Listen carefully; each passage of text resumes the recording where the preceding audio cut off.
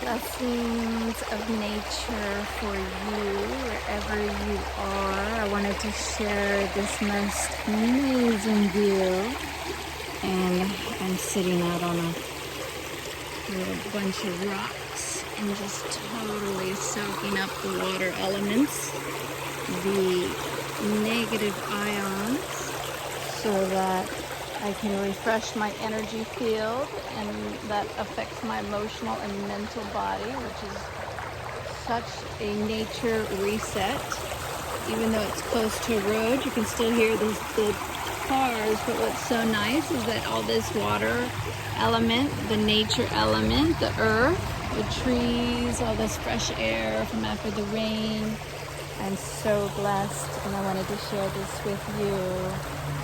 So enjoy, as I always like to say, take a couple deep breaths into the lower lungs, the middle lungs, and the upper lungs, and really allow your heart center to open as you breathe in this fresh air and the sound. May that also just kind of gentle wash your body of all the stuff that has been going on in your life, all the things that you've been taking care of, and that busyness. I know for me, this is my reset, my reboot, my reconnect.